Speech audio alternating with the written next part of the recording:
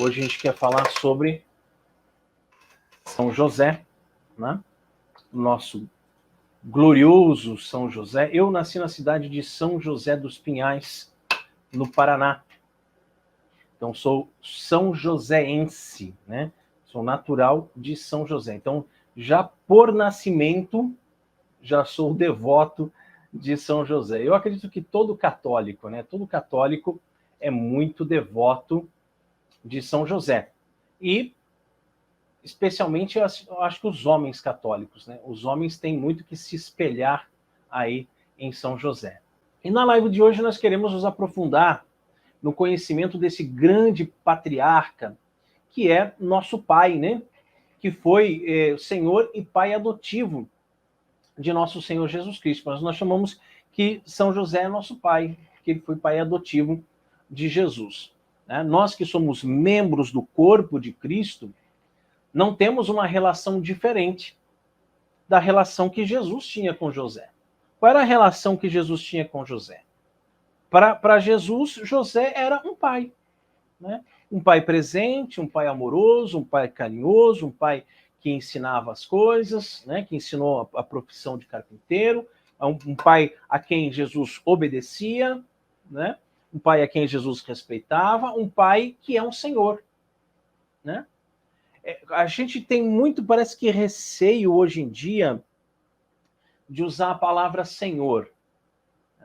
Eu vejo muitas pessoas que, quando eu digo assim, tudo bem com o senhor? Não, senhor não me chama de senhor, eu sou jovem. Né? O senhor é aquele que a gente serve. Né? Então, quando você serve alguém, quando você está a serviço, e o católico, né, o cristão católico, ele deve estar sempre a serviço. Ele deve sempre ser servo, como Jesus foi servo. Né? O próprio Jesus se coloca na posição de servo. Então, como nós somos servos, nós temos os nossos senhores. E, de fato, o nosso pai, ele é o nosso senhor, a nossa mãe é nossa senhora, né? Chamar o pai de senhor, chamar a mãe de senhora, não é problema nenhum, porque você precisa servir o seu pai, servir a sua mãe. E Jesus sendo Deus, né? Servia a São José, tinha São José como senhor. E nós, como corpo de Cristo, temos também José como pai e senhor, certo? E é exatamente esse conhecimento que fará com que nós tenhamos uma verdadeira devoção a São José, correto? E quem sabe até mais pessoas, né, possam começar a se decidir a se consagrar a São José. Consagrados a Nossa Senhora, nós conhecemos muitos. Mas quantos consagrados a São José você conhece? É uma coisa importante para nós pensarmos, né? Quanto mais nós amamos São José, quanto mais nós somos devotos, quanto mais nós o vemos como Pai e Senhor, mais talvez a gente comece a refletir sobre a possibilidade de nós nos consagrarmos a Ele. Hein? Mas antes de tudo, gente, nós vamos olhar um pouco de perto o que levou o Papa bem-aventurado Pio IX a proclamar São José como padroeiro da Igreja. Você sabe que ele é o patrono da Igreja Universal, ou seja, de toda a Igreja Católica. Né? Então, de todos os santos, são muitos, né?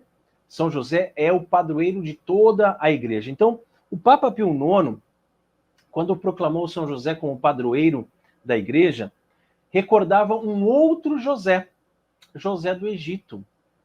E isso eu acho uma coisa muito interessante, porque eu vivi a maior parte da minha vida lá no sul do Brasil, né? Entre os estados do Paraná e Santa Catarina. E as igrejas, as dioceses, né, às quais eu pertencia, tanto no Paraná como em Santa Catarina, eram dioceses onde a gente tem a Missa Nova. Né? E na Missa Nova, nunca, em toda a minha vida, um sacerdote fez a comparação de São José, esposo da Virgem Maria, com José do Egito. Nunca. Né? Depois que a gente veio aqui para o Noroeste Fluminense, aqui para a Administração Apostólica Pessoal São João Maria Vianney, a gente começou a perceber isso, né? Que missas votivas de São José, a leitura era uma leitura do Antigo Testamento, uma leitura que falava de José do Egito. E aí você percebe, claro, José do Egito é uma prefiguração do grande São José, né? E foi dessa mesma forma aí que Pio IX viu, né? Quando ele foi proclamar São José como padroeiro da igreja. Isso porque havia, claro, nesse homônimo de São José, uma espécie de prefiguração, como eu já falei, do guardião do Salvador, uma prefiguração do guardião do Salvador. Por quê?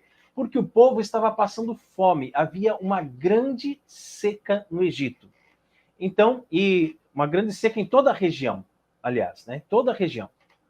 Então, Jacó enviou os filhos ao Egito para conseguirem alimento, certo?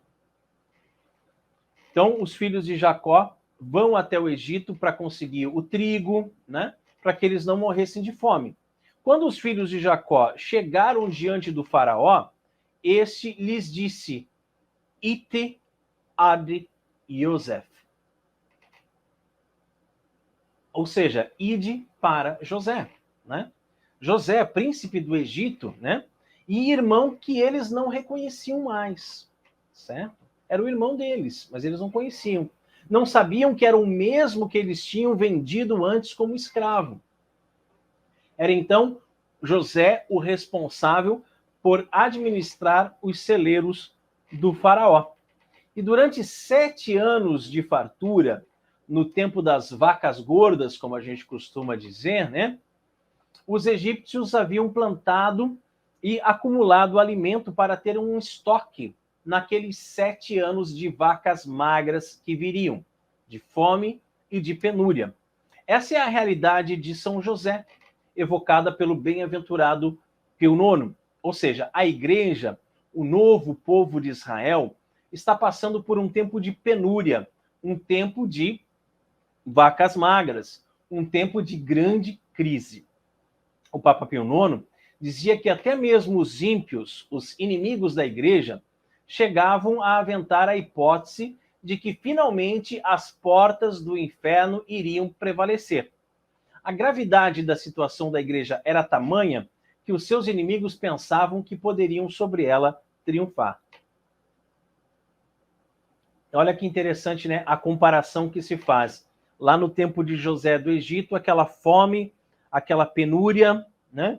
Aquela seca, mas no Egito eles tinham guardado o alimento, né? E o administrador era José. Na igreja dos nossos tempos, é uma fome espiritual que se vive, né? Mas José é o administrador, São José, né?